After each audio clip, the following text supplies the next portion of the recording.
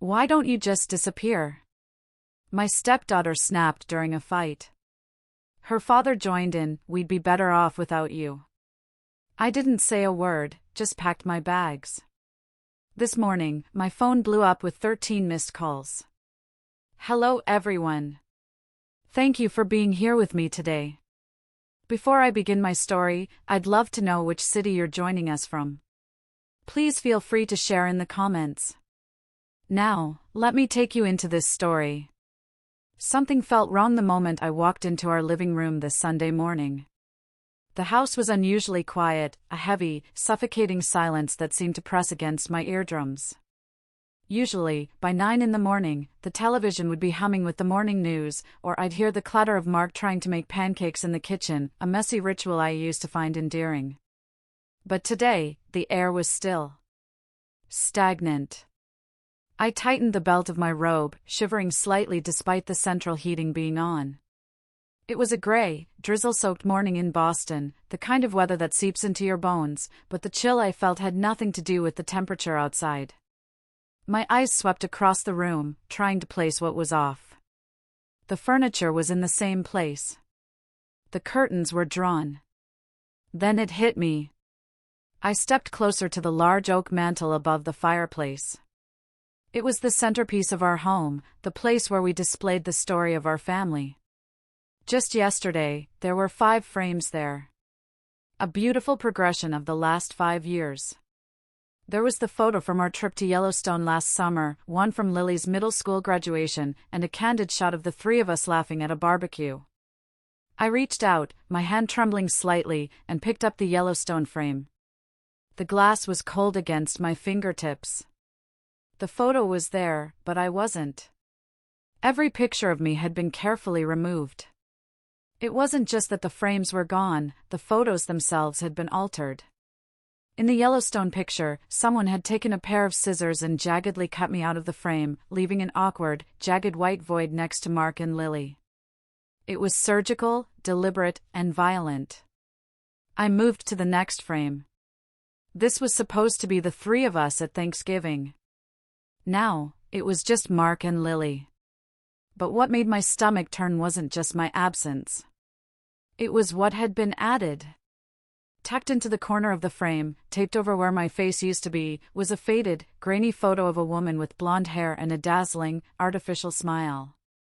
Jessica. Mark's ex-wife. Lily's biological mother. I felt like I'd been punched in the gut. I stood there, the mutilated photo frame in my hand, my coffee cup growing cold on the coaster nearby. It was one thing to be angry. It was one thing to fight. But this? This was an erasure. It was a statement that the last 5 years, the years I had spent paying off Mark's debts, funding Lily's education, nursing them through flu seasons and heartbreaks, had never happened. In their minds, I was already gone. I heard the soft click of a door closing upstairs. Then, footsteps. Lily. My stepdaughter paused at the top of the stairs. I didn't turn around immediately. I took a breath, trying to compose my face, trying to push down the rising tide of nausea. When I finally turned, Lily was coming down the stairs, phone in hand. She was wearing her pajamas, looking so much like the little girl I had tucked in 1,000 times, yet her eyes were hard, stranger's eyes. She saw me standing there, holding the frame. She saw the evidence of her handiwork. For a second, I expected her to look guilty. I expected the 16-year-old girl who used to ask me for advice on boys to flush with embarrassment. But she didn't. She looked right through me, her chin lifted in a defiant, haughty challenge. "Morning," I said. My voice sounded thin, brittle in the empty room. Lily didn't answer. She walked right past me, the fabric of her pajama bottoms brushing against my leg. She went straight to the kitchen, opened the fridge, and took out a carton of orange juice. She poured a glass, drank it with her back to me, and then placed the glass in the sink with a loud clatter. "Lily?" I asked, stepping into the kitchen doorway. "The photos." "Why?" She spun around, her face twisting into a sneer that looked too old for her features. It looks better that way, doesn't it? More authentic. Real family. Real family? I repeated, the hurt finally bleeding into my tone. I've been here for 5 years, Lily. I'm the one who drove you to dance practice. I'm the one who. You're the one who tried to buy us, she snapped, cutting me off. You think because you have a fancy job and pay the bills, you own us? You don't. You're just the bank. And we're tired of the transaction. She brushed past me again, heading back to the stairs. Mom is back, Sarah. My real mom. And she doesn't need to buy my love. She just has it. I stood frozen in the kitchen, the hum of the refrigerator the only sound in the world. I looked down at my hands. I was still wearing my wedding ring. It felt heavy, like a shackle. The cruelty of it wasn't random. I knew that. It was the aftershock of last night. But seeing the physical manifestation of their hatred, my face cut out of our memories, made something inside me snap. Not a loud, explosive snap, but a quiet, irreversible fracture. I walked back to the living room and placed the frame face down on the table. The silence of the house wasn't peaceful anymore. It was hostile. It was a message. And for the first time in 5 years, I decided to listen to what they were really saying. To understand why I walked out the door that morning, you have to understand what happened the night before. The silence of Sunday morning was just the echo of the explosion from Saturday night. It had started over something trivial, as these things often do. A credit card notification on my phone. We were sitting at the dinner table. Mark was scrolling through his phone, ignoring the pot roast I'd spent 3 hours making, his favorite. Lily was texting rapidly under the table, a smirk playing on her lips. Lily, I had said, keeping my voice calm. I just got an alert. A $300 charge at Sephora? You know the limit on the emergency card is for emergencies. Or school supplies. Not makeup. Lily didn't even look up. It's not just makeup. It's an investment. Mom says appearance is capital. Mom? I paused, my fork hovering halfway to my mouth. You mean Jessica? Yes, Jessica. My mother, Lily snapped, finally looking at me with blazing eyes. She's back in town, in case you haven't heard. And she knows more about style and success than you ever will with your boring gray suits and bean-counting spreadsheets. I looked at Mark, waiting for him to intervene. Waiting for him to say, Lily, don't talk to Sarah like that. She provides everything for you. But Mark just sighed, pushing his plate away. Lay off her, Sarah. The kid just wants to look nice. Jessica is back, and Lily wants to make a good impression. Why do you always have to be so controlling about money? Controlling? I felt the heat rise in my neck. Mark, I'm the only one putting money into the accounts. That card is linked to my salary. We are saving for her college fund. Every $300 she blows on lipstick is $300 less for her tuition. Oh, my God. Lily threw her phone onto the table with a crash. Money, money, money. That's all you ever talk about. You think you're so superior because you're a forensic accountant or whatever. You're just boring. You're suffocating us. I am trying to secure your future. I raised my voice, the frustration of months of ungratefulness bubbling over. I don't want your future. Lily screamed, standing up. Her chair scraped violently against the hardwood floor. I want my family. My real family. Why are you even here? Nobody wants you here. Why don't you just disappear? The room went dead silent. The words hung in the air, vibrating. Why don't you just disappear? I looked at Lily, stunned. Then I looked at Mark. This was the moment. This was the moment a husband defends his wife. This was the moment a partner steps up. Mark looked at me. His eyes were cold, filled with a mixture of resentment and exhaustion. He looked at my manicured nails, my professional haircut, the subtle signs of the success that he had never been able to achieve himself. Maybe she's right, Mark said quietly. I blinked. Excuse me? I said, maybe she's right. Mark's voice gained a little more strength, fueled by his own inadequacy. We're never happy anymore, Sarah. You're always auditing us. Judging us. Judging me. Maybe we'd all be better off without you constantly hovering over us. I felt the blood drain from my face. It was as if the floor had opened up beneath my chair. You don't mean that, I whispered.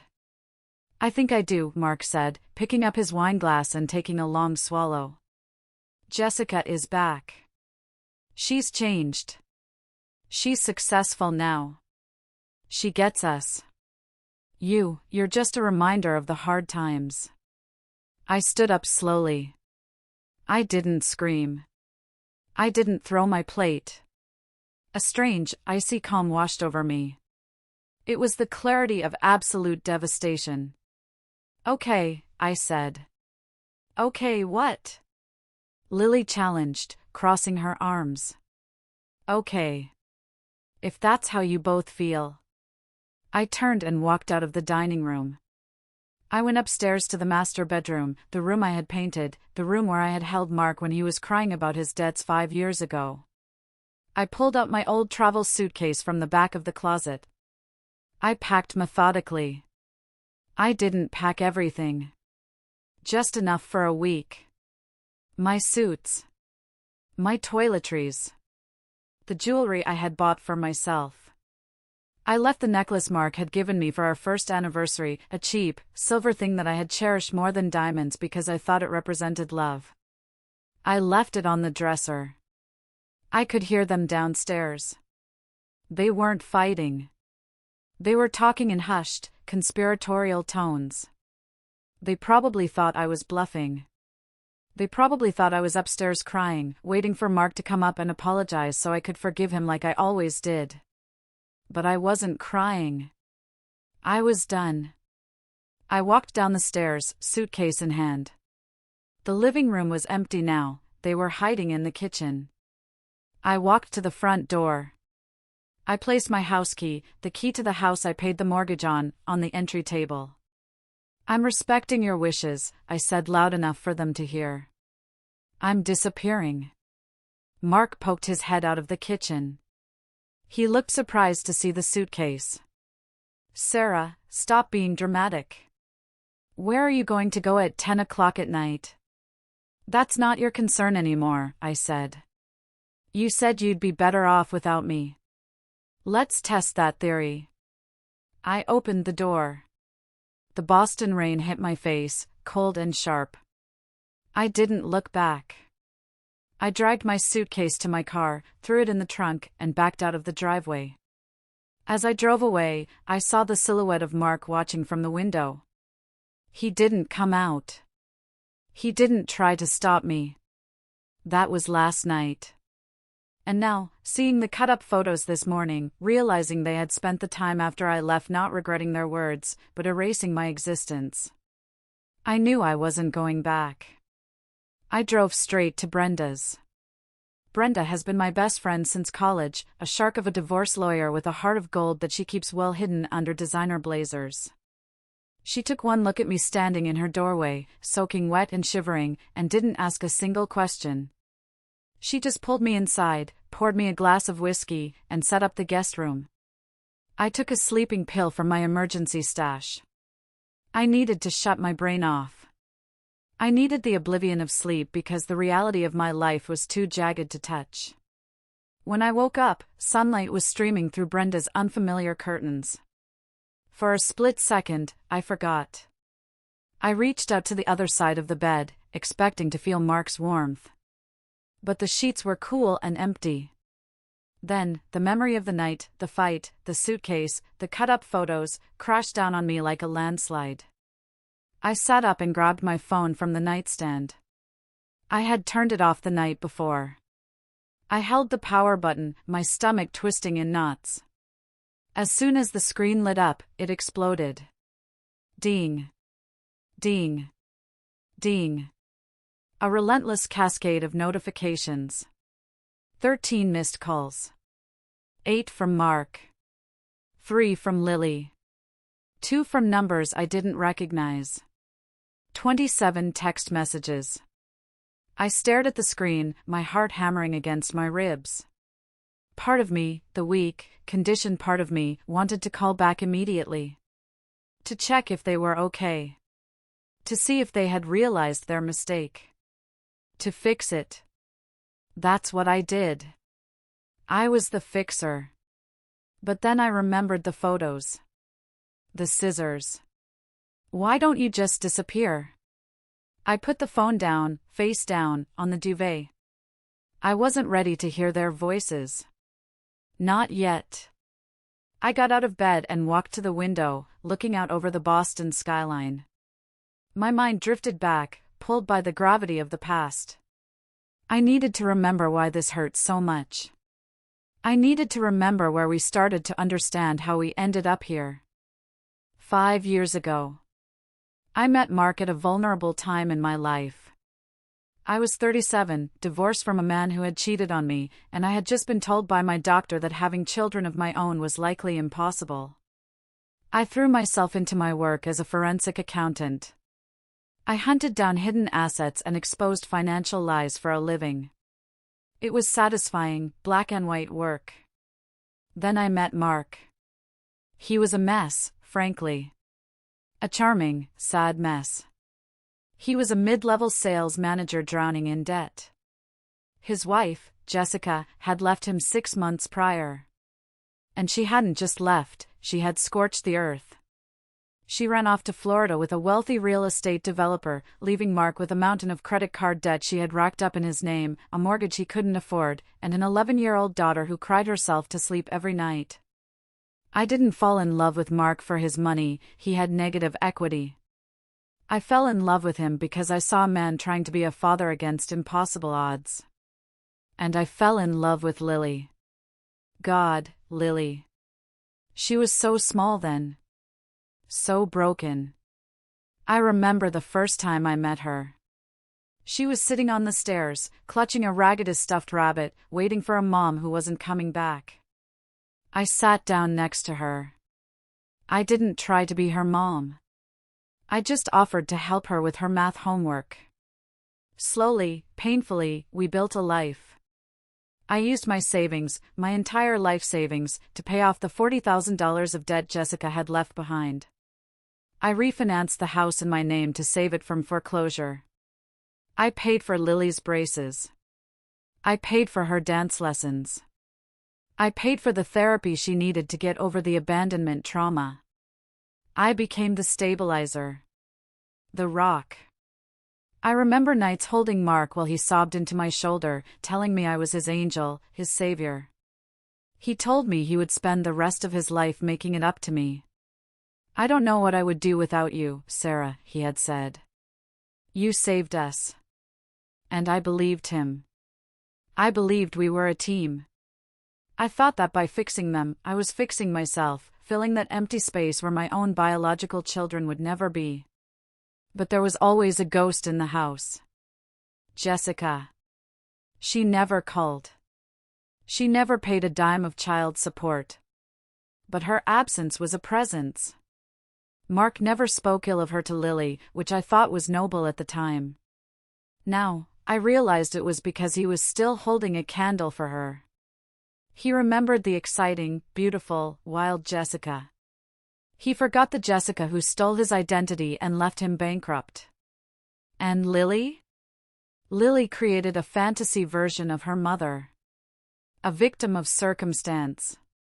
A princess in a tower far away in Florida. I was the one who made her eat vegetables. I was the one who limited screen time. I was the one who said no to the expensive sneakers because we needed to fix the roof. I became the villain simply by being the parent who was actually there. I looked at my reflection in Brenda's guest room mirror. I looked tired. I looked used. For 5 years, I had been the frantic glue holding the shattered pieces of their lives together. And the moment the real mother came back, the moment a flashier, easier option appeared, they didn't just discard me. They wanted to erase me. Brenda knocked on the door, interrupting my spiral. She walked in holding her iPad and a cup of coffee. Her face was grim. "You awake?" she asked. "Yeah," I croaked. "Sorry about the mess." "Forget the mess," Brenda said, sitting on the edge of the bed. She didn't offer me a hug. Brenda offers strategy, not sympathy. "I know you haven't looked at your phone, and that's good. Don't. But you need to see this." She tapped the screen of her iPad and handed it to me. "The reason your husband suddenly grew a spine and decided to kick out his meal ticket? She's here." I took the iPad. On the screen was a Facebook profile. The profile picture showed a woman with blindingly white veneers, platinum blonde extensions, and a very low-cut designer dress, holding a champagne flute. Jessica. The location tag read, The Ritz-Carlton, Boston Common. "She's back," I whispered. "Oh, she's not just back, honey," Brenda said, her voice dripping with lawyerly cynicism. "She's back and she's rebranding. Look at the posts."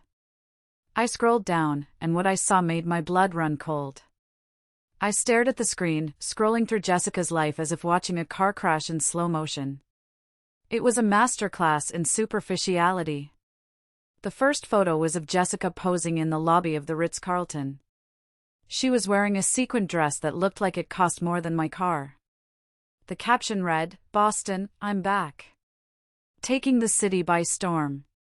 #CEO, #bossbabe, #homecoming." I scoffed. CEO? The last I heard, she was a receptionist at a tanning salon in Tampa. I scrolled down. The next photo hit me harder. It was taken last night. It was a selfie of Jessica and Lily. They were sitting in a dimly lit, expensive restaurant. I recognized the tablecloths. It was L'Espalier, a place Mark and I only went for major anniversaries. Lily was wearing heavy makeup, her lips painted a dark crimson, looking far older than 16. Jessica had her arm around her, pressing her cheek against Lily's. The caption, "Reunited with my mini-me. Missed you so much, princess. Real mom, real love. No one can break our bond. #family first, #my girl. Real mom." The words were a deliberate slap in the face. I zoomed in on the photo. I looked at Lily's eyes. They were shining, wide with adoration. She looked like she was in the presence of a celebrity. And then, I saw the next photo. Mark was in it. He was sitting across from them, holding a glass of red wine. He was wearing his good suit, the one I bought him for his cousin's wedding. He wasn't looking at the camera. He was looking at Jessica. And the look on his face, it was pathetic. It was the look of a starving dog watching someone hold a steak. It was a mix of awe, hunger, and desperate validation. He was tagged in the photo. Jessica had written, "Dinner with the old crew. So good to see Mark doing well. Forgiveness is key to success. #co-parenting goals. Doing well?" I muttered to the empty room. He's doing well because I paid off his $40,000 in debt.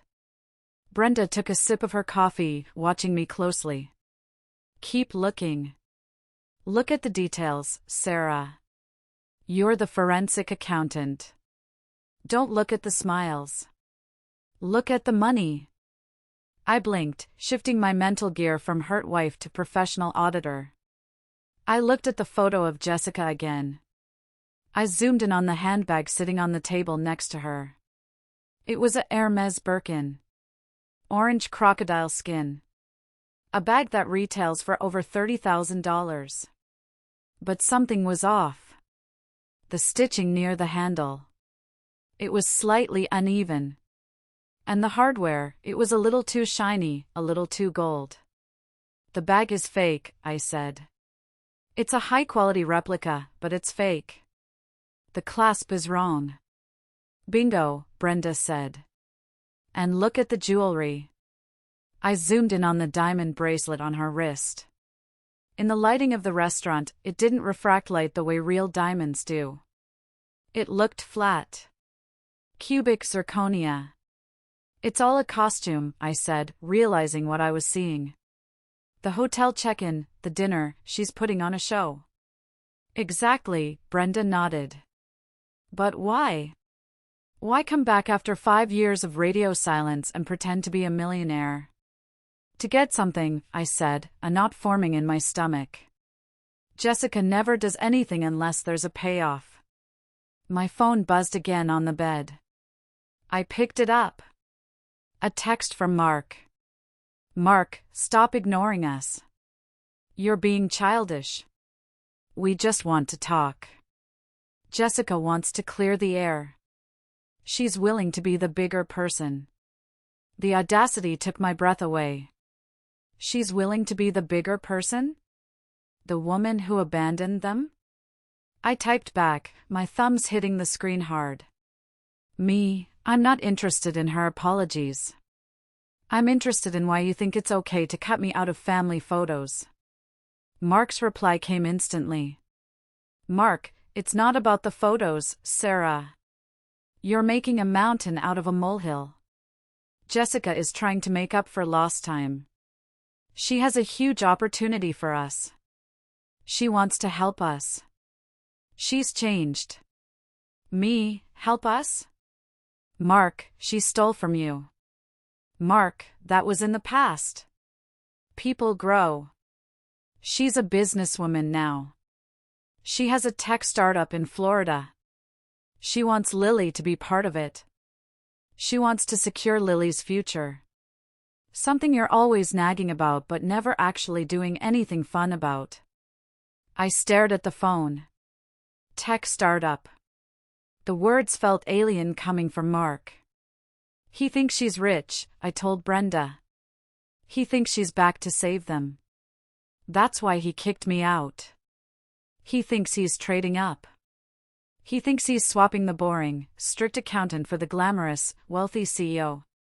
He's an idiot, Brenda stated flatly. He is, I agreed. But he's a dangerous idiot. If he thinks she has money, he's going to do whatever she says. I looked at the photo of Lily again. The real mom caption burned into my retinas. They were dazzling her. They were buying her loyalty with fake Birkins and expensive dinners, while I was the one who had sat up with her when she had the flu, holding her hair back while she threw up. I felt a surge of protective instinct war with my anger. Lily was 16. She was impressionable. And she was walking right into a trap. I need to know what she's doing, I said, standing up. I need to know where this money is supposedly coming from. I can put my PI on it, Brenda offered. But Sarah, are you sure you want to engage? You're out. You're free. You could just divorce him, take your half of the house equity, and walk away. I walked to the window, looking at the gray city. I could. And part of me wants to. But Lily. Mark is a grown man, he can ruin his life if he wants. But Lily is a child. If Jessica is running a scam, she's going to use Lily. I can't let that happen. I turned back to Brenda. Find out everything about this tech startup. I want to know exactly what kind of opportunity she's selling. Over the next 3 days, I stayed at Brenda's, maintaining radio silence with Mark and Lily. I didn't go home. I went to work, kept my head down, and tried to ignore the whispering of my colleagues who noticed I was wearing the same 2 suits on rotation. But while I wasn't talking to them, I was watching. In the age of social media, privacy is a myth.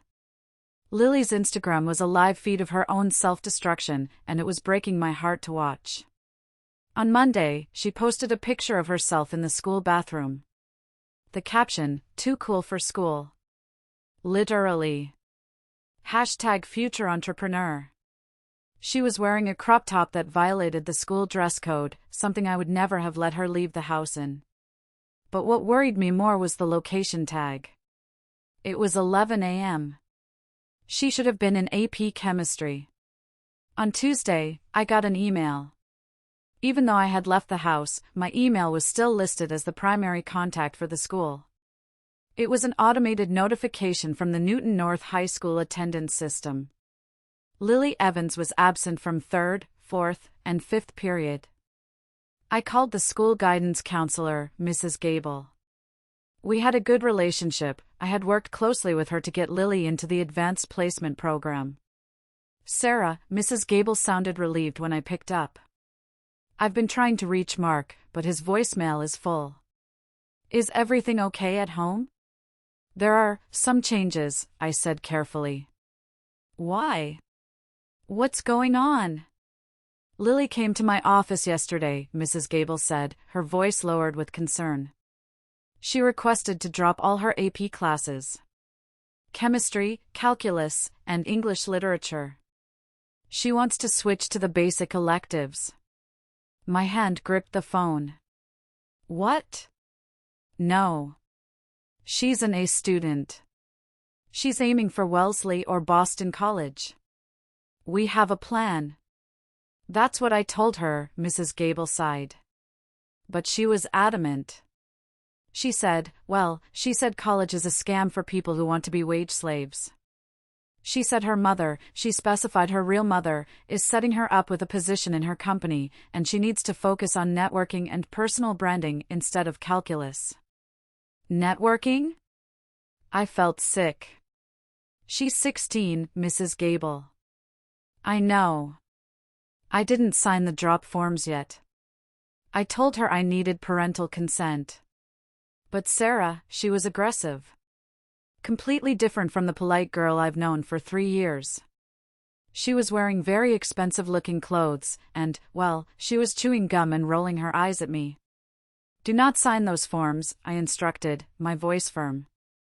"I do not consent." "Keep stalling her." I hung up, shaking. It was happening faster than I thought. Jessica wasn't just buying her affection, she was dismantling Lily's future. She was poisoning her mind with get-rich-quick nonsense. That evening, another photo popped up on my feed. It was Lily and Jessica at a car dealership. They were posing next to a white BMW convertible. Caption, "Manifesting this baby. Mom says if I hit my targets this month, the keys are mine. #dreamcar #hustle. Targets? What targets?" I zoomed in on the photo. In the background, I saw Mark. He was talking to a salesman, looking at a financing sheet with a look of utter panic on his face. He looked sweaty. He looked like a man who was trying to buy a lifestyle he couldn't afford to impress a woman who didn't respect him. I realized then that my silence was no longer an option. If I waited any longer, Lily would drop out of school, and Mark would sign away everything we had built. I needed to confront him. Not with emotion, that hadn't worked on Sunday. I needed to confront him with reality. I texted Mark.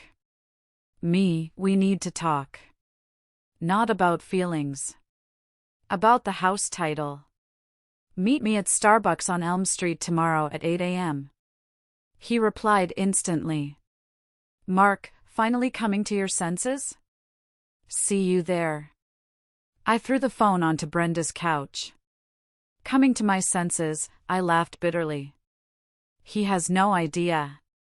That night, I didn't sleep. I lay awake thinking about Lily. I remembered teaching her how to ride a bike. I remembered her crying when she got braces, and me making her mashed potatoes for a week. I remembered her telling me, just last year, "You're the only one who gets me, Sarah." How did we lose all that in 48 hours? How was the pull of biology so strong that it erased 5 years of devotion? It wasn't just biology, I realized. It was the seduction of easy. I was the hard work. I was the homework, the chores, the budget. Jessica was the party. And for a teenager, the party always looks better than the homework. But the party always ends. And when the lights come on and the bill arrives, I knew exactly who would be left to clean up the mess. I just prayed I could stop them before the bill became too high to pay. Mark walked into the Starbucks 5 minutes late, wearing a suit that I recognized immediately. It was an Armani suit he had bought at an outlet mall 4 years ago for a friend's wedding.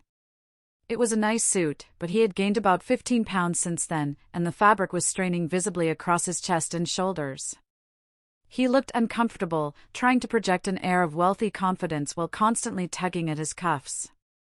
He didn't order a coffee.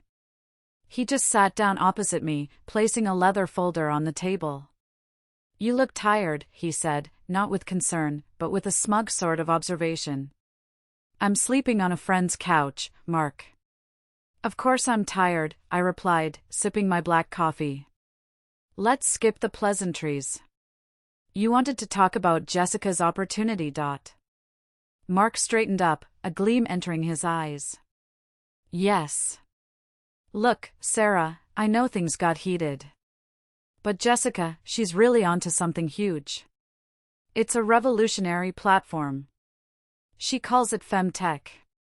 It's a direct-to-consumer model for high-end lifestyle products, empowered by a digital currency layer." I stared at him. "That is a word salad, Mark. It means nothing. What is the business?" "It's an exclusive distribution network," Mark said, getting defensive.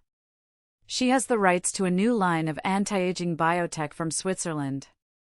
She's letting me in on the ground floor as a Tier 1 investor. Do you know what that means? It means passive income. It means we stop scraping by." "We aren't scraping by," I corrected him. "We have savings. We have retirement accounts. Or, we did." I looked at him sharply. "How much is the buy-in?" Mark shifted in his seat, avoiding my eyes. "The Tier 1 buy-in is significant. But the returns are guaranteed. 20% monthly." 20% monthly? I almost laughed. "Mark, Bernie Madoff promised 10% annually. 20% monthly is impossible. It's a scam." "It's not a scam." Mark slammed his hand on the table, startling the woman at the next table. He lowered his voice, leaning in, his face red. "You're just jealous. You can't stand that she succeeded. You can't stand that I might succeed without you. I would love for you to succeed, Mark. But this isn't success. It's math. Where is the money coming from?" "It doesn't matter," Mark hissed. "She needs the capital by Friday to secure the shipment. I need you to sign the papers." He slid the leather folder toward me. I opened it. It was a home equity line of credit, HELIC, application. He wanted to pull $200,000 of equity out of our house. The house I had refinanced. The house I paid the mortgage on. "You want to mortgage the house?" I asked, my voice deadly quiet. "This is our home. This is Lily's stability. It's just temporary," Mark insisted. "We put the money in, we get the shipment, we flip it, and I pay the loan back in 60 days. Plus 50 grand profit. Think about it, Sarah. We could pay off the mortgage entirely by next year. We could buy Lily that car she wants. She's 16. She doesn't need a BMW. She needs a college fund." "Jessica says college is old school," Mark parroted the line I had heard from Mrs. Gable. "She wants Lily to be the face of the youth brand. A co-founder." I looked at the papers. I looked at Mark's desperate, sweaty face. He was so delusional it was tragic. He was willing to risk the roof over his daughter's head because his ex-wife flashed a fake Birkin bag and smiled at him. "And if I don't sign?" I asked. Mark's face hardened. The desperation turned into something uglier. Malice.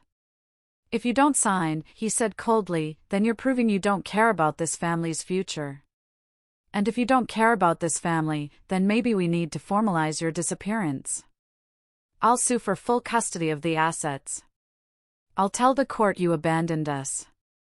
"Abandoned you? You kicked me out." "Did I? Or did you pack a bag and leave?" Mark smirked. "Jessica knows a good lawyer. If you don't sign this, Sarah, I will make the divorce so painful, so expensive, you'll wish you had just signed the loan." I stared at him. He was blackmailing me. The man I had saved from bankruptcy was blackmailing me to give money to the woman who bankrupted him. "Mark," I said slowly, "you are about to throw your entire life into a fire." "It's my life to throw," he countered. "Are you going to sign, or are you going to be the enemy?" I looked down at the pen he offered me. Mark is sitting there, arrogant and sweating in his tight suit, threatening to destroy me if I don't help him destroy himself. He's about to hand over our home to the woman who abandoned his daughter. Part of me wants to just walk away, let him sign whatever he wants, and watch him burn when the inevitable crash happens. He deserves it. But then I think of Lily. If he loses the house, Lily has nowhere to go. I'm the only thing standing between my stepdaughter and homelessness. If you're still listening, please hit the like button and comment the number 1 below. Let me know you're on my side. Let me know you see what a fool he is. Your support is the only thing keeping me sane right now. Comment 1 if you think I should fight back. Now, let me tell you what I did with that pen. I picked up the pen. I twirled it between my fingers, watching Mark's eyes track the movement like a hungry cat. "I need 3 days," I said. Mark's face fell. "We don't have 3 days. The window closes Friday." "Today is Tuesday," I said calmly. "If this opportunity is as solid as you say, a 72-hour delay won't kill it. I need to review the terms of the loan. I need to check the interest rates. I'm an accountant, Mark. I don't sign anything without reading the fine print. You know that." I was gambling on his knowledge of my nature. I was always the cautious one. Friday morning, Mark gritted his teeth. "You sign it Friday morning. Or I file the papers." "Friday morning," I agreed. "We can meet here." I stood up and walked out of the Starbucks without looking back. My hands only started shaking when I got into my car. I didn't drive to work. I drove straight to Brenda's office downtown. "He wants to mortgage the house," I told Brenda as I burst into her office, ignoring her secretary. $200,000. Brenda looked up from her desk, her eyes widening. "He's insane." "He's brainwashed," I corrected. "I bought myself 3 days. I need to find the dirt, Brenda. I need to prove it's a scam before Friday morning." "Okay," Brenda spun her chair around. "My brother at the FBI got back to me this morning. He couldn't run a full official inquiry without a warrant, but he ran a preliminary background check on Jessica Vane and her supposed company, Vane Global Tech. And?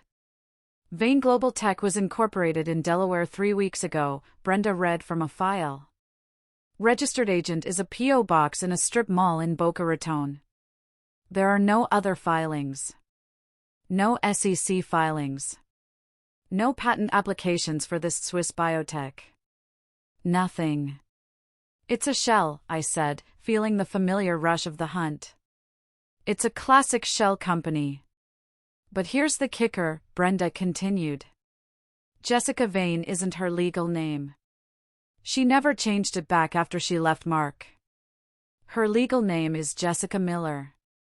But before that, In Florida, she went by Jessica Stone. Brenda slid a mugshot across the desk. It was Jessica, looking younger, less polished, with messy hair and no makeup. Jessica Stone was arrested in 2019 in Tallahassee for check fraud, Brenda said. Charges were dropped because she paid restitution, probably with money she stole from the next guy. But there are civil complaints. 3 of them. Small claims court judgments for unpaid loans and investment opportunities that never materialized. I looked at the mugshot. Small-time grifter. She was, Brenda nodded. But now she's back in Boston, and she's aiming bigger. 200 grand is a big step up from bad checks. She's running a Ponzi scheme, I said, my mind racing. She needs the Tier 1 investors to pay off. Wait, there are no previous investors. She's just collecting the cash to run. Exactly. The shipment from Switzerland doesn't exist. She gets Mark's money, maybe a few of his friends, and then she vanishes again. I need to prove it, I said. A mugshot for check fraud isn't enough for Mark. He'll say she's changed. He'll say I'm digging up ancient history. I need to prove this business is fake. I spent the next 48 hours in what I call forensic mode. I didn't sleep. I sat at Brenda's dining table with 3 laptops open. I reverse image searched every photo on Jessica's Vane Global website. The photo of the Swiss laboratory? It was a stock image from a dental college in Germany. The photo of the executive team? It was stolen from a corporate retreat page of an insurance company in Ohio. The global headquarters? It was a rendering of a building that hadn't been built yet in Dubai. I printed everything.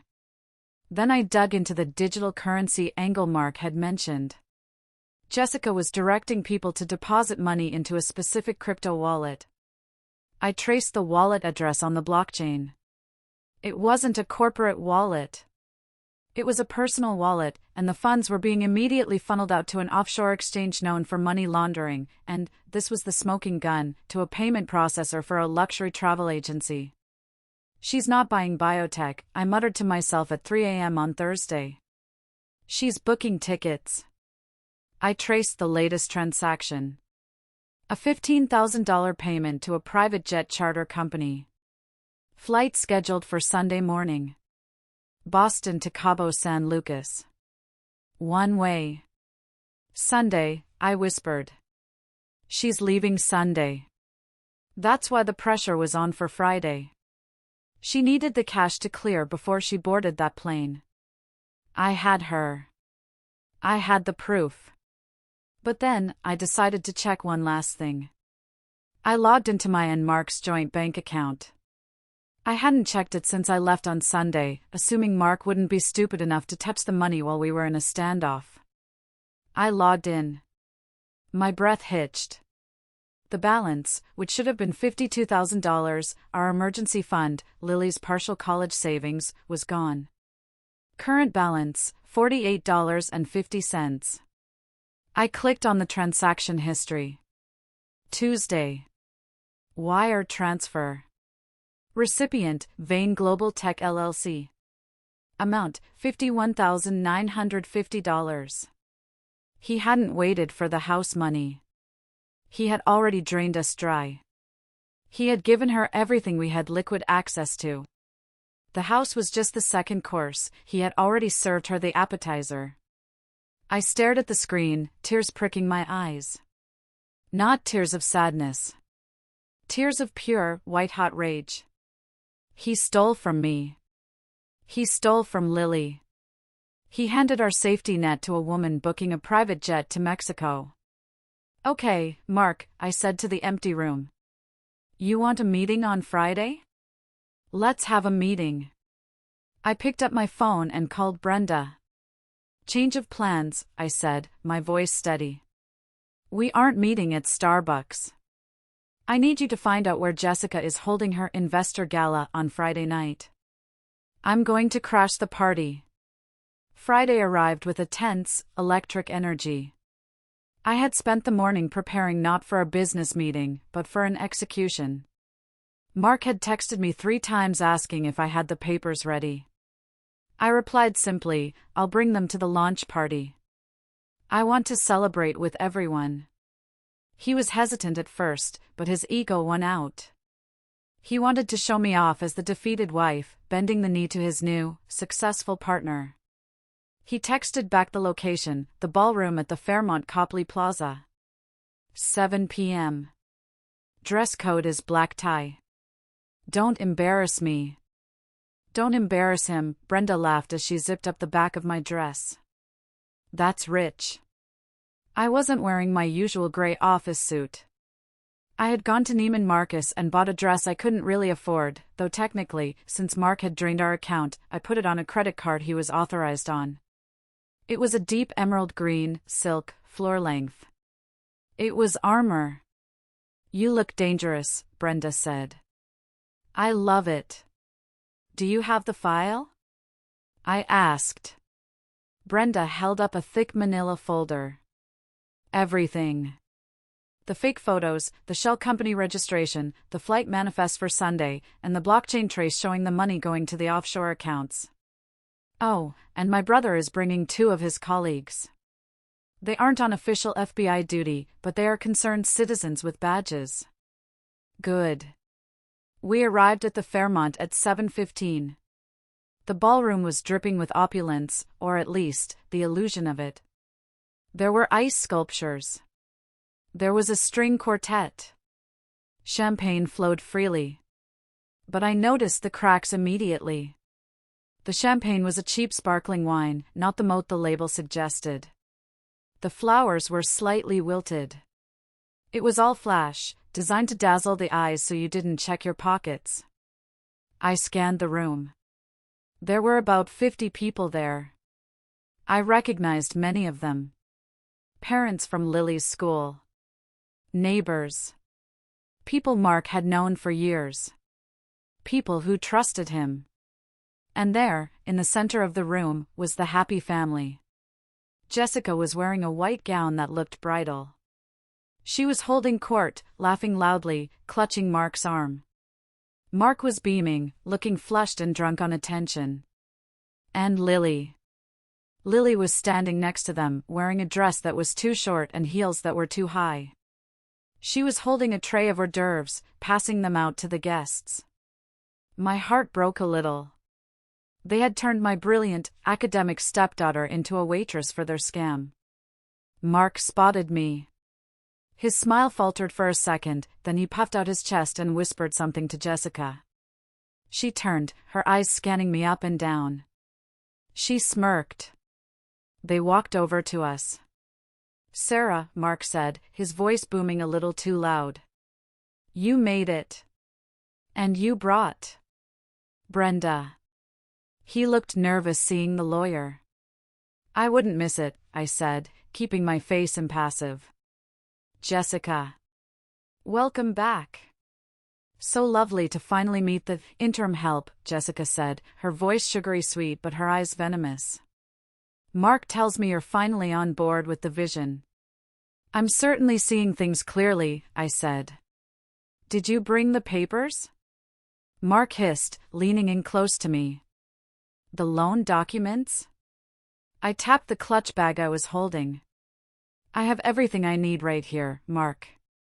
But I think we should wait for the presentation. I want to sign when everyone else does. Solidarity, right? Mark hesitated, sensing a trap, but Jessica squeezed his arm.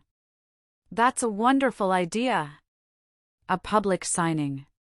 It will encourage the others. She turned to me, her smile tight. Just try not to look so sour, darling. Tonight is about success. They moved away to greet another couple, the DeVises, whose son was in Lily's class. I saw Mark clap Mr. Davis on the back, pointing to a brochure about Swiss biotech. He's selling them down the river, Brenda whispered. He's actually recruiting his friends. He believes it, I said, watching him. That's the saddest part. He actually believes he's a tycoon. The lights dimmed. A spotlight hit the small stage at the front of the room. Jessica walked up to the microphone, basking in the applause. "Thank you, everyone," she gushed. "It is so good to be home. For those who don't know me, I'm Jessica Vane. 5 years ago, I left Boston to find myself. And I found the future." She gestured to a large screen behind her. A slick, pre-produced video started playing, showing stock footage of laboratories, gold bars, and happy people on yachts. "Tonight," Jessica continued, "I am offering you a chance to join me. Not just as investors, but as family. My partner, Mark, has already committed." She gestured to Mark, who stood up, waving awkwardly. "Mark has gone all in," Jessica announced. "Because he trusts the vision. And because he loves his daughter." She beckoned Lily to the stage. Lily walked up, looking terrified but trying to smile. "This is all for her," Jessica said, putting a hand on Lily's shoulder. "So she never has to work a boring 9 to 5. So she can be free." The crowd applauded. I saw Mr. Davis reaching for his checkbook. "Now," Jessica said, "Mark is going to kick us off by signing his commitment papers right here on stage." "Mark, darling?" Mark walked up the steps. He looked at me in the crowd, his eyes pleading and demanding at the same time. He motioned for me to come up. "Sarah," he said into the microphone, his voice shaking slightly. "My wife, Sarah, has the documents." The room turned to look at me. The spotlight swung around, blinding me for a second. I took a deep breath. I looked at Brenda. She nodded. I walked toward the stage. I didn't have the loan papers. I had the manila folder. I climbed the steps. The stage was higher than I expected.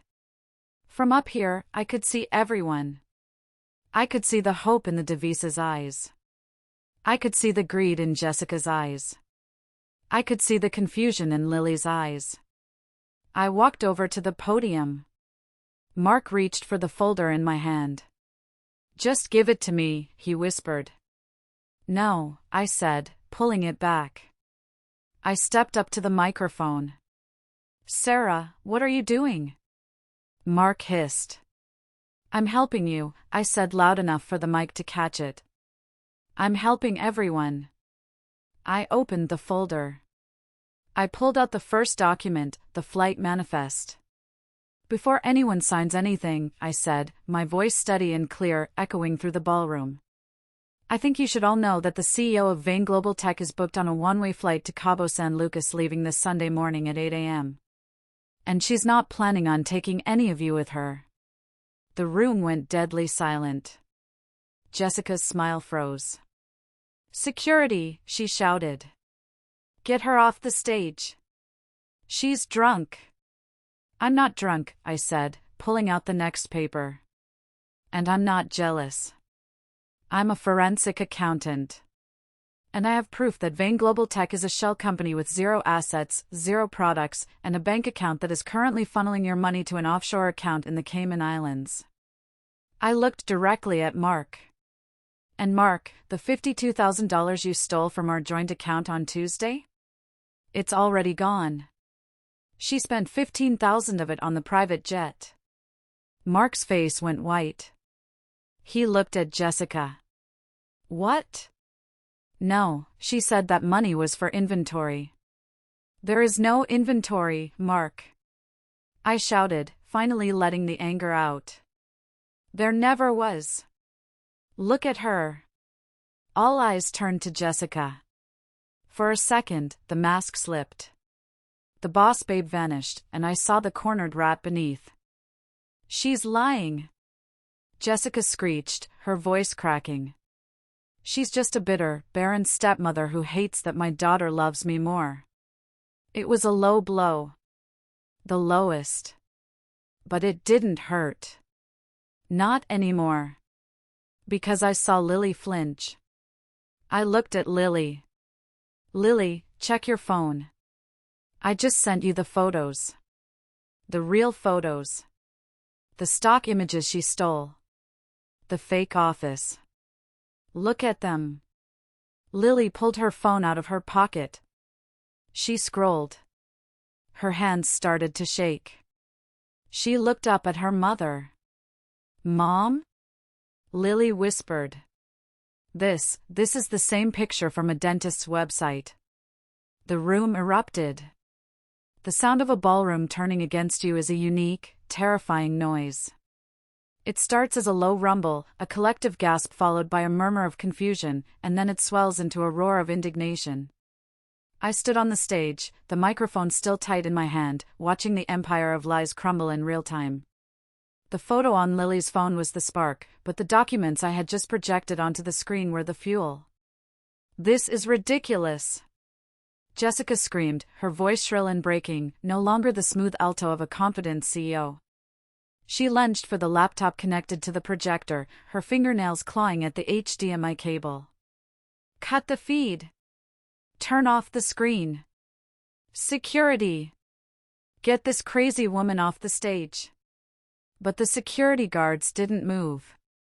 They stood by the exits, arms crossed. Brenda had done her work well. She had informed the hotel management an hour ago that a federal warrant was being executed, and they were instructed to let the scene play out to avoid liability. "You don't need security, Jessica," I said, my voice calm but amplified, echoing off the high, gilded ceilings. "You need a criminal defense attorney."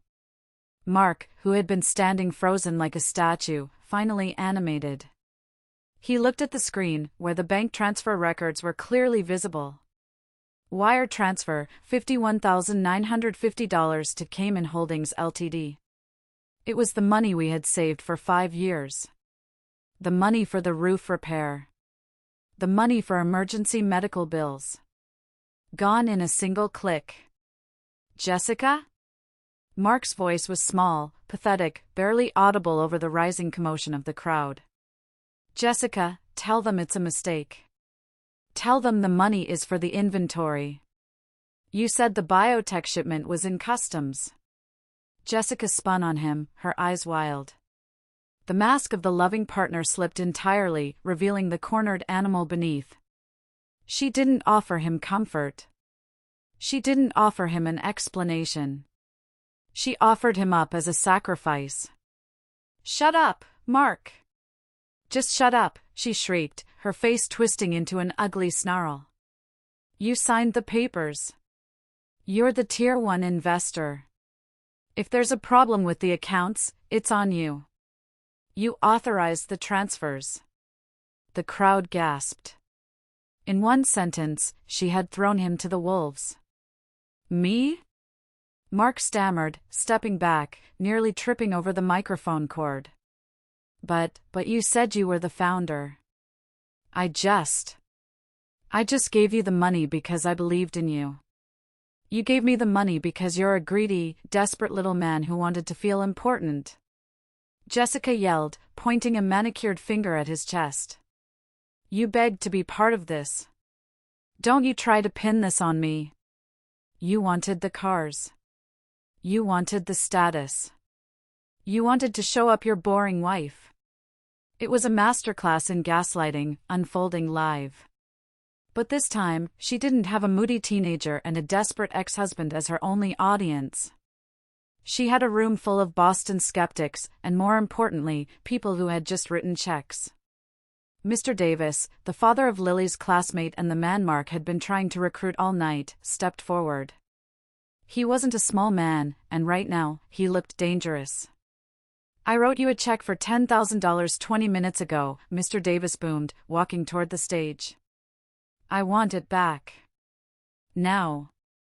"The funds they are already allocated," Jessica stammered, backing away toward the heavy velvet curtains behind the stage.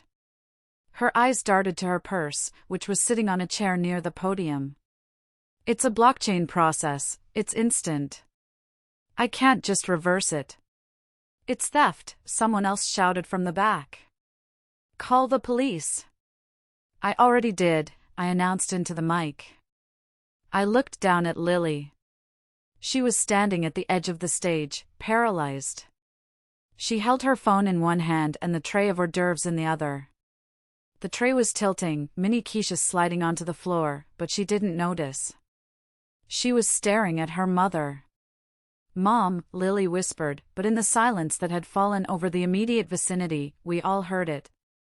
"You said the money was for my future. You said we were building an empire together." Jessica looked at her daughter. For a split second, I hoped to see regret. I hoped to see a mother's instinct kick in. But all I saw was calculation. Jessica realized the room was lost. She realized Mark was useless. She realized her escape route was closing. She needed a shield. "Lily, honey," Jessica said, her voice dropping to a frantic whisper, ignoring the angry investors closing in. "Grab my purse.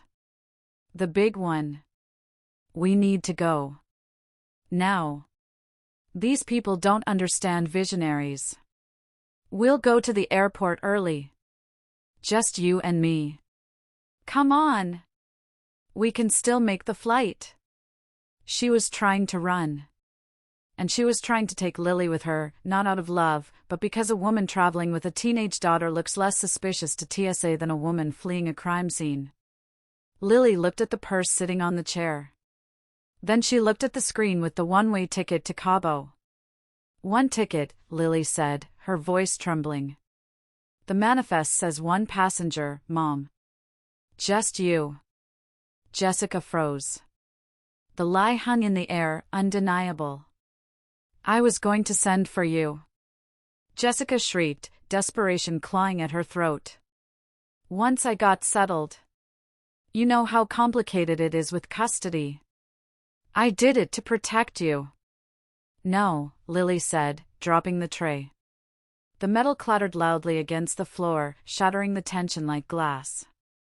"No, you weren't. You were leaving. Again. Just like when I was 11. "Lily, don't be stupid." Jessica started to lunge for her bag, her eyes manic. "Don't touch her," I said. I dropped the microphone. It hit the stage with a thud. I stepped between Jessica and Lily. I am not a violent person. I am an accountant. I deal in spreadsheets and tax codes. But in that moment, standing in my silk dress, staring down the woman who had tormented my family for 5 years, I felt a surge of adrenaline so potent I could have lifted a car. "You are done, Jessica," I said, my voice low and dangerous. "And you aren't going to the airport." As if on cue, the double doors at the back of the ballroom burst open. But it wasn't the hotel staff. It was Brenda, walking in with 3 men. 2 were in suits, 1 was in a Boston police uniform. "Jessica Miller," the police officer announced, his voice booming. "We have a warrant for your arrest." The arrest was chaotic. It wasn't the clean, procedural event you see on television. It was messy, loud, and deeply embarrassing for everyone involved. Jessica didn't put her hands up. She screamed. She threw her fake Hermes bag at the officer, yelling that she was a sovereign citizen and that they had no jurisdiction over her decentralized entity. "Ma'am, stop resisting," the officer said, pinning her arms behind her back. The sound of handcuffs clicking shut cut through her screeching. "Mark," she yelled as they dragged her down the steps of the stage, her heels scraping against the polished wood. "Mark, tell them. You authorized the transfer. You gave me the money as a gift. Tell them this is a misunderstanding." Mark stood there, shaking. He looked like a man waking up from a coma to find his house on fire. He looked at the police, then at Jessica, then at the crowd of people, his friends, his neighbors, who were staring at him with a mixture of pity and absolute disgust. Mark croaked. "I didn't know. I thought it was an investment. I'm a victim here. He's lying." Jessica screamed, realizing her charm wasn't working. She decided to burn the whole house down. He knew. He wanted to hide assets from his wife. He told me he wanted to divorce her and leave her with nothing. He's an accomplice. The accusation hung in the air like toxic smoke. I watched Mark's face drain of color. He looked at me, terrified. He knew that even if it wasn't true, the mere accusation from his business partner was enough to ruin him. But Jessica wasn't done. As the officers pushed her toward the exit, she twisted her head back, her eyes locking onto Lily. "And her," Jessica shouted, nodding at Lily. "My daughter. She recruited the investors. She sent the texts. She knew everything. She's in on it." The room went dead silent. I felt Lily flinch beside me. It was a physical blow. Her own mother, in a desperate attempt to create confusion or perhaps just to spread the pain, was trying to implicate her 16-year-old daughter. "That's a lie," I shouted, my voice cracking with fury. "She's a minor. You manipulated her. Check her phone." Jessica laughed maniacally as they shoved her through the doors. "She's just like me. She's a little con artist." The doors swung shut, cutting off her laughter, but the damage was done. Lily stood frozen, her face pale as a sheet. She looked at the guests. Mr. Davis was looking at her. Mrs. Gable, the guidance counselor who had been invited, was looking at her. They weren't looking at her with anger, but with suspicion. "I didn't," Lily whispered, her hands shaking uncontrollably. "I didn't know it was fake. I swear." I grabbed Lily's hand, squeezing it hard. "I know. We have the texts, Lily. We have the proof that she threatened you." No one believes her. But I knew that wasn't entirely true. In a town like this, the rumor would stick. Jessica had planted a seed of doubt that would follow Lily for a long time. A detective approached us. He nodded at Brenda, then looked at Mark. "Mr. Evans?" the detective asked. Mark jumped. "Yes. I need to explain. She's crazy. We'll need you to come down to the station to give a statement," the detective said, his tone neutral but firm. "Given the amount of money transferred and Ms. Miller's accusations, we need to clarify your role in this venture.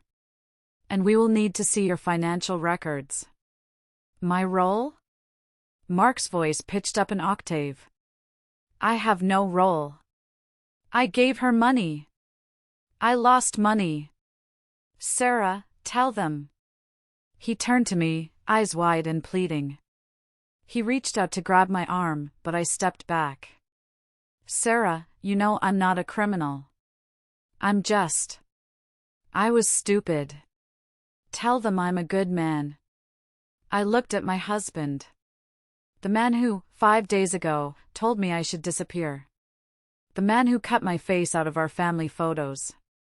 The man who emptied our joint account and tried to mortgage our home to impress the woman who had just tried to frame our daughter. "I can't speak to your intent, Mark," I said coolly. "I only know what the numbers say. You transferred $52,000 to a known fraudster without your wife's consent. You tried to coerce me into signing a second mortgage. That's all I know." Mark recoiled as if I had slapped him. "Sarah, please. Don't do this. We can fix this." "Technically," I said. "We are still married. But right now, I'm just a witness. And you are a suspect." "Mr. Evans, please come with us," the detective said, placing a hand on Mark's elbow. As he walked past me, led away like a criminal in front of his peers, he whispered, "I did this for us. I wanted to be rich for us." "No, Mark," I said softly. "You did it for you." I turned to Lily. She was trembling violently, on the verge of a panic attack. "Come on," I said, putting my arm around her. "Let's go home." "Home?" Lily wiped her mascara-stained eyes. "To Dad's house?" "To our house," I corrected. "For tonight, at least. You aren't staying here." And neither is he. We walked out of the ballroom, past the whispering guests. I saw the judgment in their eyes. They were wondering how much I knew. They were wondering if the accountant wife was really as innocent as she claimed.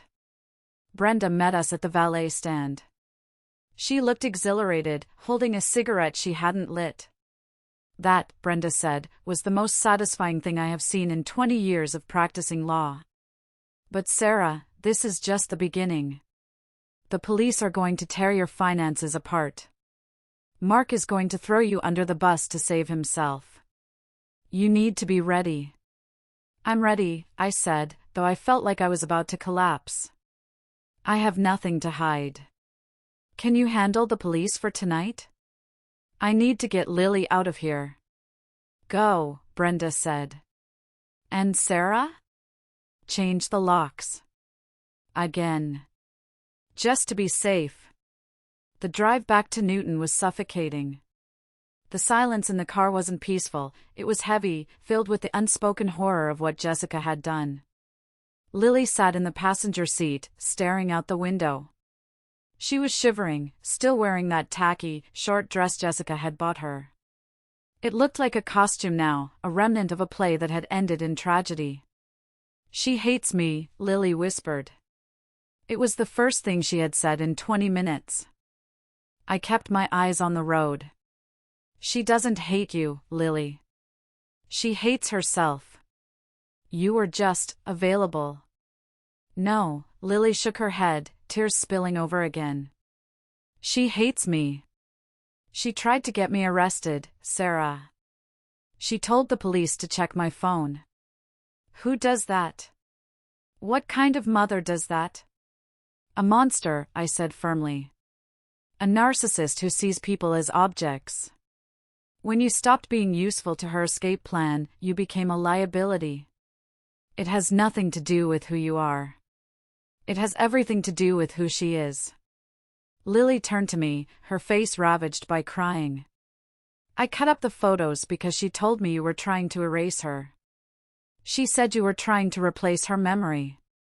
She said if I loved her, I had to prove it by removing you. I wanted to please her so bad. Why am I so stupid? You aren't stupid, I said, reaching over to squeeze her hand. You're 16. And you wanted your mom. That's not a crime.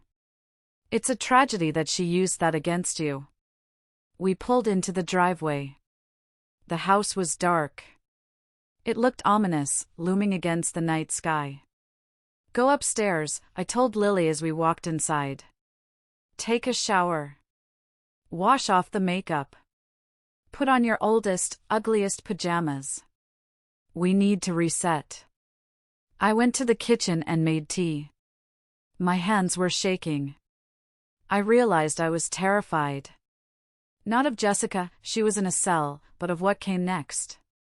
The financial ruin. The social stigma. The divorce war. Around 2 a.m., the doorbell rang. I froze. I knew who it was. I walked to the door but didn't open it. I looked through the peephole. It was Mark.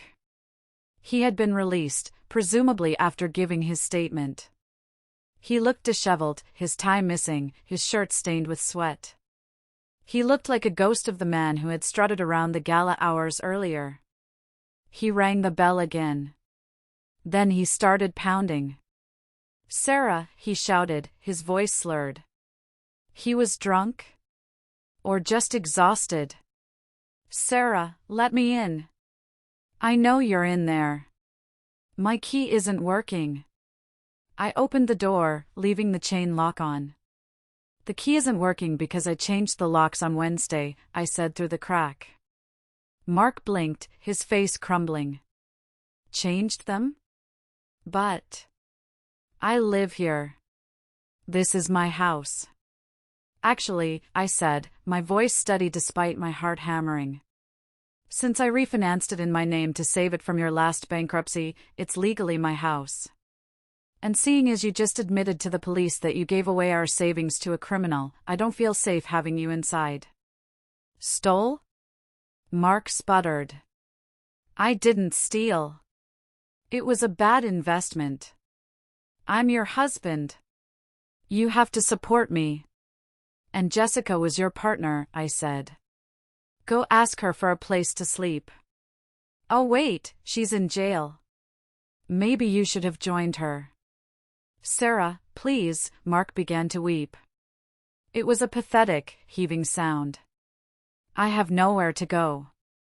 My parents won't take me, Dad hung up on me. I have no money. The police seized my phone as evidence. I have nothing. You should have thought about that before you told me I'd be better off disappearing, I said, the memory of those words stealing my resolve. Here. I slid a duffel bag through the crack in the door. I had packed it while Lily was showering. What is this? Mark asked, staring at the bag. Clothes. Toiletries. A list of motels that take cash, and $200 I took from the grocery jar. That's it, Mark. That's all the help you get.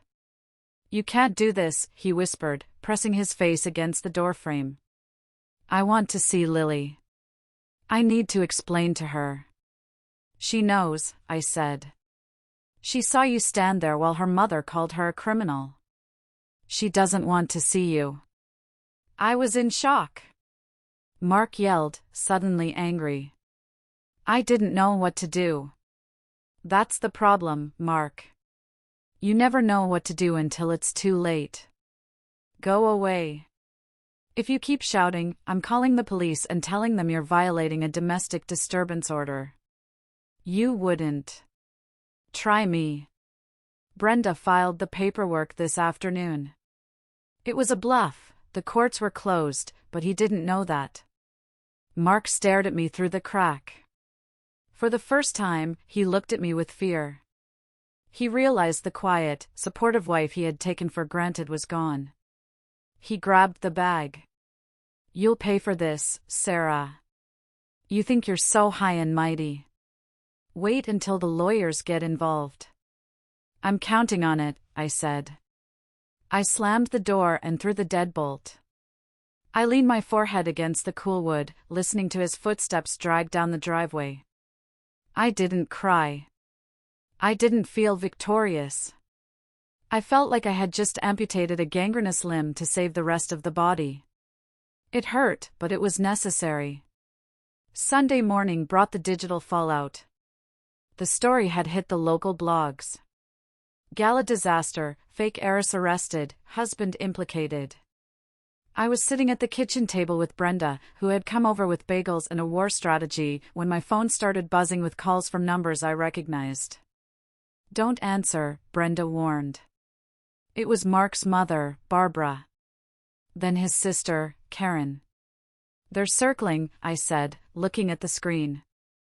Then, a text from Karen, how dare you lock Mark out of his own home? He is distraught. You are cruel, Sarah. He made a mistake, but you are destroying the family. We know you planned this public humiliation. You're evil. Evil, I read aloud. I'm evil because I stopped him from mortgaging the house to a con artist. They're his family, Brenda said, biting into a bagel. They will defend him because admitting he's a fool means admitting they raised a fool. It's easier to blame the outsider. That's you. But the attacks weren't just personal. They were social. Lily came downstairs around noon. She looked pale. Sarah, don't look at Facebook. Why? The neighborhood group, Lily said, holding out her phone. Mrs. Higgins posted about last night. People are saying, they're saying we were all in on it. They're saying you staged the arrest to get rid of Dad so you could keep the house. I took the phone. The comments were vile. I always thought Sarah was too cold. Poor Mark probably just wanted a way out. Why did the stepdaughter have the tray?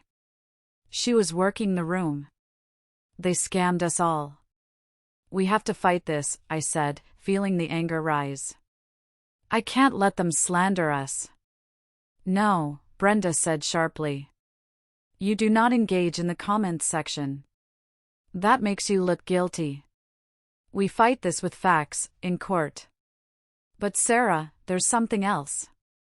Brenda pulled a file from her briefcase.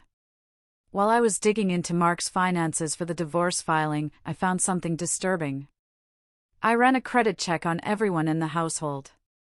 You, Mark, and Lily. Lily is 16, I said. She doesn't have credit. Brenda slid a report across the table. Actually, she does. Or rather, someone does in her name. I looked at the document. My breath hitched. There were 3 credit cards opened in the name of Lily Jessica Evans. 2 were maxed out. 1 was in collections. The total debt was over $18,000. The dates, I whispered, scanning the report. These were opened 3 years ago. While Jessica was in Florida. She stole Lily's identity, Brenda said grimly. She used Lily's social security number to open lines of credit because her own credit was shot. She's been ruining Lily's financial future since the kid was 13. I felt a wave of nausea. This wasn't just greed, this was predation. Jessica had eaten her own young. Does Mark know? I asked.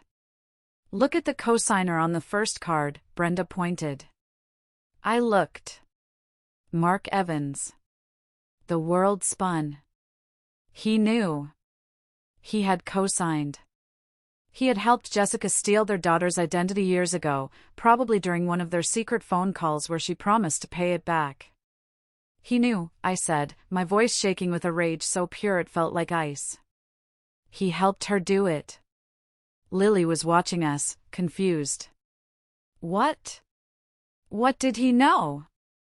I looked at my stepdaughter. How could I tell her that her father hadn't just been a fool last night, but a willing accomplice to her financial abuse for years? Lily, I said, my voice steady. We found something else. And this is going to hurt. I showed her the report. I explained what it meant. I explained that she was starting her adult life $18,000 in debt because her parents had used her as a piggy bank. Lily didn't cry this time. She went very still. She stared at Mark's signature on the paper. He signed it, she whispered. He told me he would never let her hurt me again. And he signed it. This is it, I told Brenda. I'm not just divorcing him. I'm pressing charges. Identity theft. Fraud. Child endangerment. I want him in jail. That's the spirit, Brenda said. But be warned. When you corner a rat like Mark and you threaten him with prison, he's going to bite. He's going to come for you with everything he has. Let him come, I said, looking at Lily's devastated face. I have nothing left to lose. But he does. The revelation of the identity theft shifted the ground beneath us. It wasn't just a drama anymore, it was a war. Monday morning, I didn't go to work. I took Lily to the police station. We had to file a separate report for identity theft to begin the process of clearing her credit. It was a humiliating ritual, Lily having to fingerprint and swear that her own parents were the thieves. When we got home, there was a car in the driveway. A familiar Buick. It's his parents, I said, gripping the steering wheel. Mark's parents, Barbara and Jim, were standing on the lawn, staring at the house like they were inspecting a fortress they intended to besiege. Stay in the car, I told Lily. No, Lily said, unbuckling her seatbelt. They're my grandparents. I need to hear what they have to say. We got out. Barbara marched over, her face pinched with self-righteous fury. You changed the locks, she accused, ignoring her granddaughter entirely. Mark is sleeping in our basement on an air mattress. A grown man. You have humiliated this family enough, Sarah. Hello, Barbara, I said calmly. Did Mark tell you why he's in the basement? He told us everything. Jim shouted, stepping forward. He told us how you set him up at that party. How you waited until he was vulnerable to ambush him. And now you're keeping him from his daughter. I'm right here, Grandpa, Lily said, her voice cutting through the noise. Jim looked at her, his expression softening slightly. Lily, honey. Grab your things. You're coming with us. Your dad is worried sick. He wants you safe away from her. He gestured at me with disdain. Safe? I laughed bitterly. Did he tell you about the credit cards, Jim? What credit cards? Barbara snapped. The 3 credit cards Mark co-signed for Jessica using Lily's social security number 3 years ago, I said, enjoying the shock that registered on their faces. $18,000 of debt in your granddaughter's name. We just came from the police station. Lies, Barbara spat. Mark would never. You're making this up to win the divorce. I have the Experian report right here. I pulled the folded paper from my purse. Want to see his signature? Barbara slapped the paper out of my hand. I don't want to see your forgeries. You are a vindictive, barren woman who is jealous that Mark has a real family history. You will never understand what it means to protect your own blood. That word again. Barren. It was their favorite weapon. It was the insult designed to remind me that I wasn't real family. You're right, I said, my voice dropping to a dangerous whisper. I don't have his blood. Thank God. Because his blood seems to carry a gene for cowardice and theft. You bitch. Jim raised his hand. Do it, I dared him. Hit me. There are cameras on the porch. Brenda will love adding assault to the lawsuit. Jim lowered his hand, trembling. Lily, get in the car, Barbara commanded. Now. We are taking you. Lily looked at her grandparents. These were the people who gave her cookies at Christmas. The people she loved. And they were standing there, calling the woman who saved her barren and defending the man who stole her identity. No, Lily said. Excuse me? Barbara gasped. I said no. Lily stepped closer to me. Sarah isn't the one who stole from me. Dad did. Mom did. And if you're defending them, then you're stealing from me too. Lily, you are brainwashed. Barbara cried. Get off my property, I said. Now. Or I call the police. And I think the Newton police are very interested in anyone connected to Mark Evans right now. They left, screaming insults out the window of their Buick. We went inside. Lily collapsed onto the sofa. She didn't cry. She just stared at the ceiling. I lost them, she whispered. I lost my parents. Now I lost my grandparents. I have no one. You have me, I said, sitting beside her. For how long? She asked, turning to me with haunted eyes. Eventually, you'll meet someone else. Someone normal. And you'll realize that carrying around a bankrupt ex-husband's traumatized daughter is too much baggage. Lily, I took her face in my hands. I am not going anywhere. We are going to fix your credit. We are going to get you into college. And we are going to burn their lies to the ground. But the war wasn't over. That afternoon, I received an email from Mark's lawyer, a cheap strip mall attorney he must have hired with borrowed money. Motion for emergency custody. Mark was claiming I was mentally unstable. He was claiming I had kidnapped Lily and was holding her hostage. He was demanding immediate physical custody. He's trying to force you to drop the fraud charges, Brenda explained over the phone. He's using Lily as a bargaining chip. If you drop the identity theft charges, he'll back off on custody. He wants me to trade justice for his daughter? I asked, sickened. He's desperate, Sarah. Prison is staring him in the face. He'll do anything. I won't drop the charges, I said. And he won't get custody. Because I have one more card to play. What card? The wiretap, I said. What wiretap? Brenda asked, confused. I installed a nanny cam in the living room 3 months ago, I lied. Well, not a lie. I bought one to watch the dog when he was sick. But I never took it down. It records audio. Sarah, Brenda's voice went serious. Massachusetts is a 2-party consent state. You can't use secret recordings in court. I know, I said. I can't use it in court. But I can play it for Mrs. Gable. I can play it for the guardian ad litem. I can let them hear Mark and Jessica talking last week, before the gala.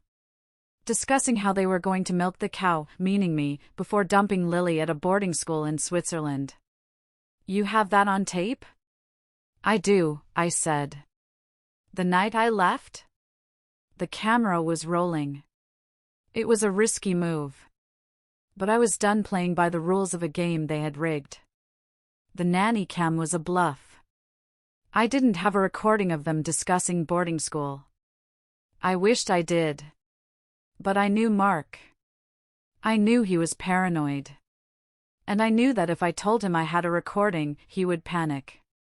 I agreed to meet Mark and his lawyer at Brenda's office for a deposition.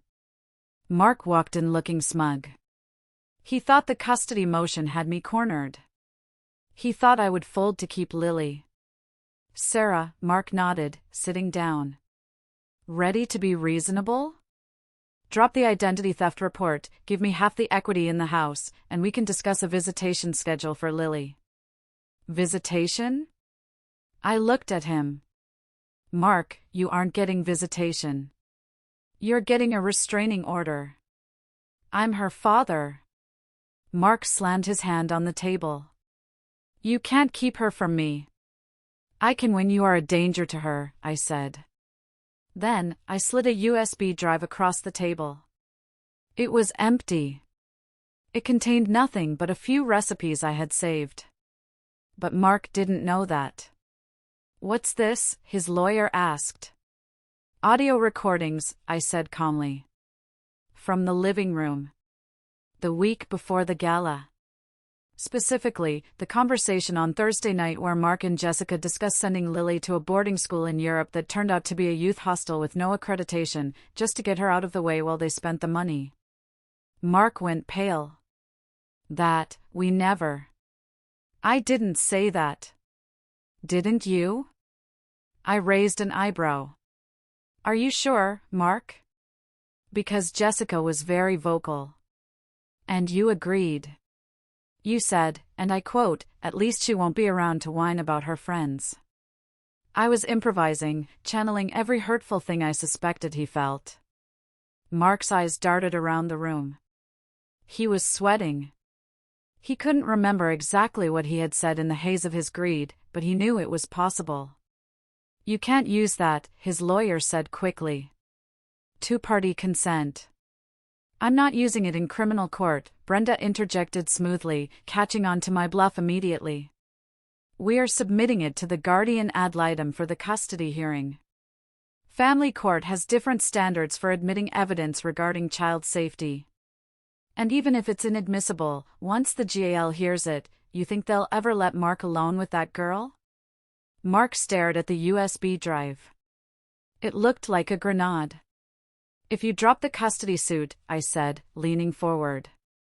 And if you sign over your rights to the house. I might lose this drive. I might forget the password. This is blackmail, Mark whispered. No, I said. This is a settlement negotiation. You wanted to play hardball, Mark? Here we are. Mark looked at his lawyer. The lawyer shrugged. If that recording exists, and if it says what she claims, you're dead in family court, Mark. And if they hand it to the DA? Mark slumped in his chair. The fight went out of him. He was a bully, and bullies always fold when someone brings a bigger stick. Fine, he croaked. I want no child support. And I want to keep my car. Done, I said. Sign the papers. He signed. He signed away the house. He signed away custody. He signed away his daughter for a used Buick and immunity from a USB drive that contained a recipe for lasagna. I walked out of that office feeling lighter than air. But my victory was short-lived. When I got home, Lily wasn't there. A note was on the kitchen counter. I can't be the reason you lose everything. I'm sorry. I'm going to fix it. My heart stopped. Fix it. What did that mean? I tracked her phone. It was moving. Fast. Toward the city. Toward the jail. Oh God, I whispered. She's going to see Jessica. I ran to the car. I called Brenda. Lily ran away. She's going to the jail. Why? I don't know, I said, swerving through traffic. But knowing Lily, she thinks she can convince Jessica to confess and clear Mark so the family can heal. She still thinks she can save them. It was the tragic flaw of children. They always believe that if they are just good enough, smart enough, or sacrifice enough, they can fix their broken parents. I arrived at the Suffolk County Jail Visitor Center just as Lily was arguing with the guard. I need to see her. Lily was shouting. She's my mother. I have rights. Lily! I yelled, running across the lobby. She turned. Her eyes were wild. Sarah! I have to talk to her. If I tell her that Dad is suffering, if I tell her I forgive her, maybe she'll tell the truth about the money. Maybe she'll give it back. Lily, stop. I grabbed her shoulders. There is no money. It's gone. And she won't give it back because she doesn't care. She does care. Lily screamed, pushing me away. She's my mom. You don't understand because you aren't a mother. The words hit me like a bullet. The lobby went silent. Lily froze, realizing what she had said. Her hands flew to her mouth. Sarah. I didn't. I stood there, feeling the old ache in my chest. The ache of the empty nursery. The ache of the years of negative tests. You're right, I said quietly. I didn't give birth to you. I didn't share DNA with you. But Lily, look at where we are. I am standing in a jail lobby at 6 p.m. on a Tuesday fighting for you. She is in a cell because she stole from you. You tell me who your mother is. Lily looked at me. She looked at the guard. She looked at the cold, gray walls of the prison. I just need to hear her say she's sorry, Lily whispered, her anger dissolving into heartbreak. If she says she's sorry, I can move on. I looked at the guard. He was a middle-aged man who looked like he had seen too much. He softened. Visitor hours are over in 10 minutes, he said. Miller is in meeting room B. She's meeting with her public defender, but I can see if she'll take a visitor. He picked up the phone. He murmured a few words. Then he listened. His face hardened. He hung up. I'm sorry, miss, the guard said to Lily. She declined the visit. What? Lily asked, her voice small. Did you tell her it was me? Lily? I did, the guard said gently. She said she doesn't want to see you unless you have money for her commissary account. She said no cash, no chat. Lily stood there, absorbing the blow. It wasn't a rejection, it was a transaction. Even in jail, Jessica was only interested in what she could extract. No cash, no chat, Lily repeated. She laughed, a dry, cracking sound. That's her. That's really her. I'm so sorry, Lily, I said, reaching for her. Don't be, Lily said, wiping her eyes. Her face changed. The desperation vanished, replaced by a cold, hard clarity. I needed to hear that. I needed to know that I wasn't crazy for hating her. She turned to the guard. Tell her I hope the commissary food is terrible. We walked out of the jail. The evening air was cool. You aren't a mother, Lily said suddenly as we got to the car. I winced, preparing for another blow. You aren't a mother, Lily corrected herself. You're a dad. You're a mom. You're everything. You're the only parent I have. And I'm sorry I said that. It's okay, I said. We're okay. But we weren't fully okay. Not yet. Because Mark was still out there, and the legal system was about to turn the screws. The next 3 months were a blur of court dates. Mark's signing of the papers ended the legal battle for the house, but the identity theft charges stuck. The district attorney, armed with Brenda's evidence, wasn't interested in my settlement. They pursued Mark for fraud. The trial for Jessica was quick. Faced with the flight manifest and the blockchain receipts, her public defender advised her to take a plea deal. She pleaded guilty to 3 counts of wire fraud and 2 counts of grand larceny. But Mark's case was messier. He refused to plead guilty. He insisted on a trial, convinced he could charm a jury into believing he was just a hapless victim of love. I was subpoenaed to testify against him. Walking into that courtroom was the hardest thing I've ever done. I had to sit on the stand, look at the man I had married, and detail every financial crime he had committed against our family. Mrs. Evans, the prosecutor, asked, "Did you authorize the transfer of $52,000? No, I said. Did you authorize the opening of credit cards in your stepdaughter's name?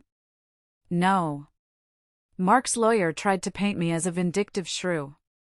He asked about the lockout.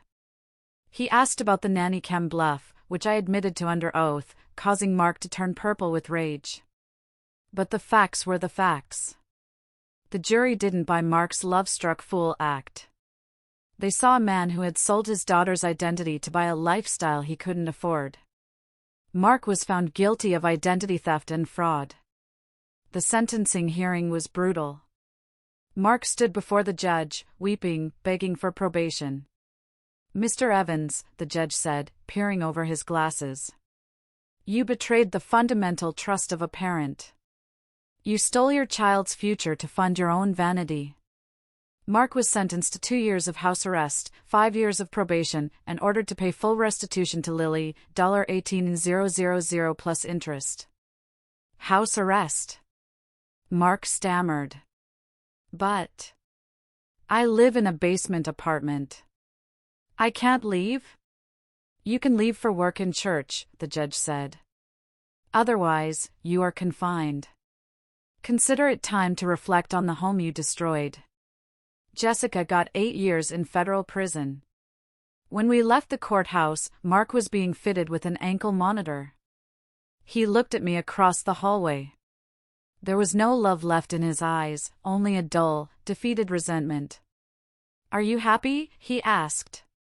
"No, Mark," I said honestly. "I'm exhausted. But I'm safe. And so is Lily." We walked away. But the victory felt hollow. We had won the war, but the battlefield, our lives, was littered with debris. We were broke. My savings were gone. Lily's college fund was gone. The house was mine, but the mortgage was still heavy. That night, Lily came into my room. She was holding a box. "What's this?" I asked. "It's the stuff," she said. "The stuff Dad left behind. The stuff Mom sent me. I want it gone. I want to burn it." "We can't burn it," I said, thinking of the smoke detectors. "But we can purge it." The purge became our weekend ritual. We decided that if we were going to start over, we had to clear out the ghosts. We started with Mark's man cave in the basement. It was filled with trophies from his college days, old golf clubs he never used, and boxes of files. Trash, Lily said, tossing a box of old magazines into a black bag. Trash. Trash. We found a box of photos. Photos of Mark and Jessica from before I met them. They looked young and happy. Lily picked one up. They looked so normal, she said. How did they turn into this? People don't turn into monsters overnight, I said. It's a slow slide. A compromise here, a lie there. Until one day, stealing from your daughter feels like a rational business decision. We donated his clothes to a shelter. We sold his golf clubs on eBay. The money went into a new jar labeled Lily's tuition. Then came the hard part. The living room.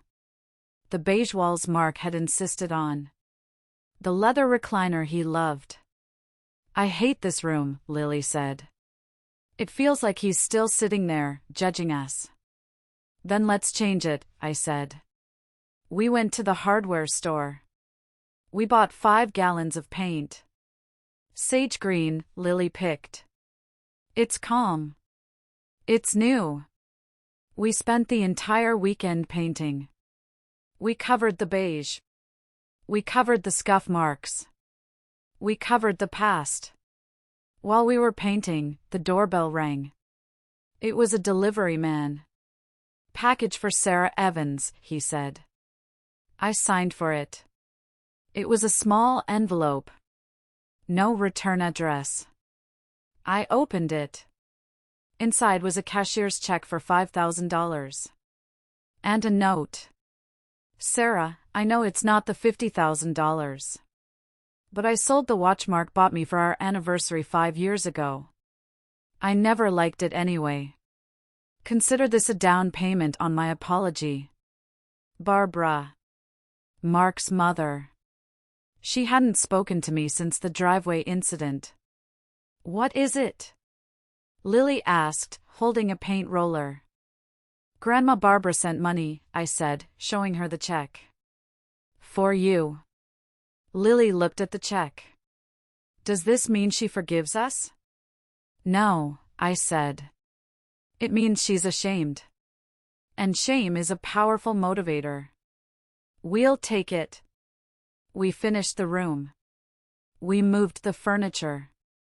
We threw out the leather recliner and bought a soft, velvet sofa from a thrift store. When we were done, we sat on the floor, covered in green paint, eating pizza. It looks like a different house, Lily said. It is, I said. It's our house.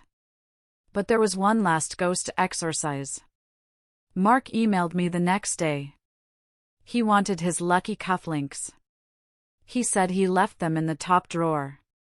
He needed them for a job interview. I went to the drawer. They were there. Gold, engraved with his initials.